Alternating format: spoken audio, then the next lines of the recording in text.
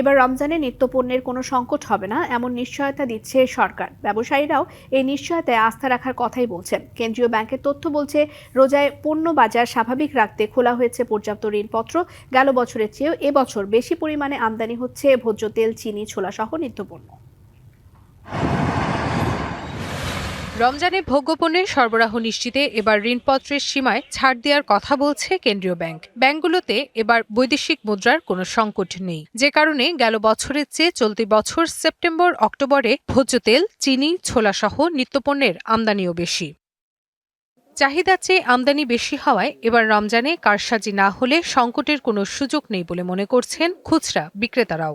বাজার বর্তমানে ভালো আছে, ইনশাল্লাহ সামনে বাজার বাড়ার কোনো সম্ভাবনা নাই আর কি। যেগুলির প্রয়োজন এগুলি আমদানি হইতেছে, ঠিক আছে, বাইরে থেকে সব ধরনের চাউল আসতেছে, ঠিক আছে। আর বাংলাদেশের থেকে যেগুলি হয় এগুলিও আপনার উৎপাদন বাড়তেছে এবং সব কিছুর মূল্য বর্তমানে স্থির আছে। তবে রমজানের বাড়তি চাহিদা মেটাতে গতানুগতিক ব্যবস্থায় না থেকে আলাদা কৌশল নেওয়ার পরামর্শ ব্যবসায়ী নেতাদের। ক্ষুদ্র দোকানগুলির কাছে এই কারণ বাজার, এই মৌলি বাজার, এই বিভিন্ন ছোটোখাটো ব্যবসায়ীর কাছে আপনারা তদারকি না করে আমাদের যারা বড় বড় আমদানিকারক, উৎপন্নকারী এবং বিপণনকারী আছেন তাদের উপরে যদি আপনার একটা মনিটরিং করা হয় এবং ভোক্তাদের প্রতি আমার আবেদন, তারা যেন আপনার এক মাসের বাজারটাকে একবার না করে 4 ভাগে বিভক্ত করে।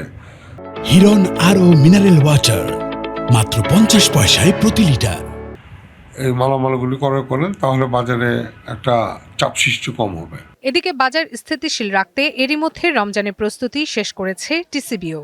ভোজ্য তেল, চিনি, মসুর ডাল, ছোলা ও খেজুর সবগুলোর ক্রয় কার্যক্রম প্রায় সম্পন্ন হয়েছে, কিন্তু ছোলা অস্ট্রেলিয়া এবং ব্রাজিল উৎস থেকে ক্রয় করা হয়েছে, খেজুর সৌদি আরব এবং ইরাক উৎস থেকে ক্রয় করা হয়েছে। এগুলো ক্রয় কার্যক্রম সম্পন্ন হয়েছে, নির্ধারিত সময়ের মধ্যে এগুলো সরবরাহ সম্পন্ন করা হবে।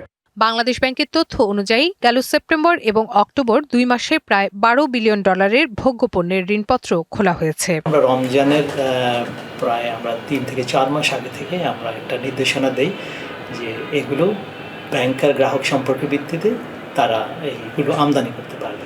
সেই মোতাবেক বাংলাদেশ ব্যাংক ইতিমধ্যে সার্কুলার জারি করে দিয়েছে এবং এইটার পরপরই ব্যাংকগুলো অনেকগুলো ইম্পোর্ট করা শুরু করেছে। যদিও ভোগ্যপণ্য আমদানি পরিস্থিতি জানতে আমদানিকারকদের সঙ্গে যোগাযোগ করা হলেও তারা সাড়া দেন। রমজান মাস আসলে পৃথিবীর বিভিন্ন দেশে নিত্যপণ্যের দাম কমলেও বাংলাদেশে এর প্রেক্ষাপট একেবারেই ভিন্ন। পণ্যের দাম কমে না, উল্টো বেড়ে যায়। এর প্রধান কারণ ব্যবসায়ীদের অতিরিক্ত মুনাফা লাভের আশা এবং ভোক্তার প্রয়োজনের অতিরিক্ত পণ্য ক্রয়। এই দুটি বিষয় নিয়ন্ত্রণ করা গেলে বাজারে পণ্যের সংকট হবে না, দাম থাকবে নিয়ন্ত্রণে, এমনটাই প্রত্যাশা করা হচ্ছে। Rifat Tasnuva, DBC news, Dhaka.